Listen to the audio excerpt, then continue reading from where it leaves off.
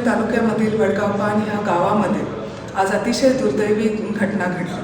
खरं तर एक लहान मुलगी 6वीतली आमची ती मुलगी ती घरी जात असताना शाळेतून घरी जात असताना एका अज्ञात पुरुषाने तिच्यावरती ॲसिडचा हल्ला केला.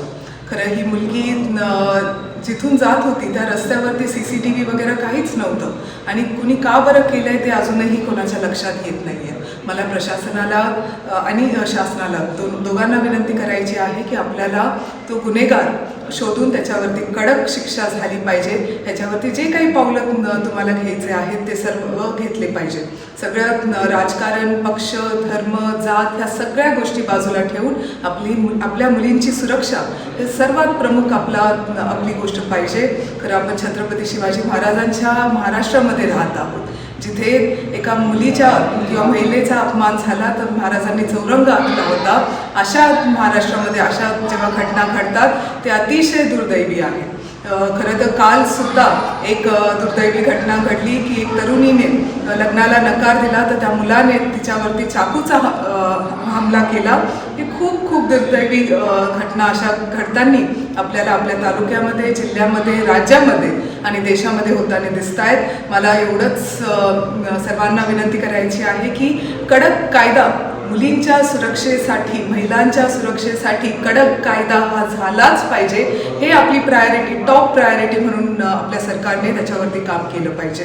इतका कडक आणि कठोर शिक्षा झाली पाहिजे की कुणी पुन्हा हिंमत नाही केली पाहिजे, कोणत्याही मुलीवरती किंवा महिलेवरती हल्ला करण्याची हिंमत नाही झाली पाहिजे. असा कायदा आपल्या सरकारने काढला पाहिजे. यासाठी खरं आम्ही सर्वजण इथे आहोत. आम्हाला म्हणजे जे काही सरकारला करता येईल त्यांनी ते केलंच पाहिजे. मला एवढंच सांगायचं आहे की आपण सर्व मुलींना पुढे घेऊन येण्याचं जेव्हा बोलत असतो की त्या पुढे आल्या पाहिजे, तर प्रत्येक क्षेत्रामध्ये मुली आणि महिला अतिशय चांगलं काम करताना दिसत आहे. आणि त्याच वेळेस असं काहीतरी घडतं जे आपल्या मुलींना पुन्हा कितीतरी वर्ष मागे लुटून देतं. असं न करता काय आपल्याला कडक आणि सुरक्षेसाठी काय आपल्याला करता येईल त्यासाठी नक्की सरकारने तिथे कायदे बनवले पाहिजे, हीच मी विनंती करते. खरं संगमनेर शहरामध्ये आपण महिला सुरक्षा दल हे चालू केलेलं आहे. तसंच ग्रामीण भागामध्ये सुद्धा आपल्याला त्या गोष्टी लागणार आहे. शाळेच्या परिसरामध्ये हायवेजवरती CCTV असणं आणि ते चालू असणं हे फार फार गरजेचं आहे.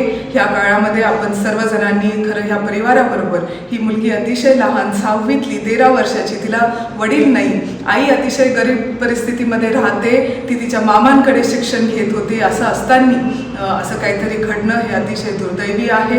मला पुन्हा एकदा प्रशासनाला, शासनाला एकच विनंती करायची आहे, आपल्या सरकारला एकच विनंती करायची आहे, तुम्ही कठोर शिक्षा आणि कडक कायदे ह्याच्यावरती काम आपण केलंच पाहिजे. साई दृष्टी नेत्रसेवा चष्माघर अकोले शहरातील सर्व अत्याधुनिक सुविधा उपलब्ध असलेले एकमेव अद्ययावत शोरूम म्हणजेच साई दृष्टी नेत्रसेवा चष्माघर.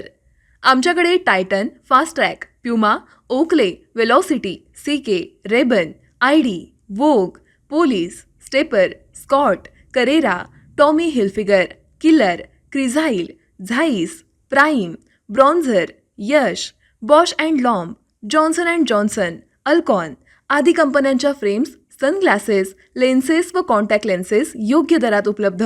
तसेच टायटन कंपनी लेन्सेसचे एकमेव अधिकृत विक्रेते. आता अकोल्यात प्रथमच ऑटो मशीनद्वारे चष्म्याची रोबोटिक फिटिंग.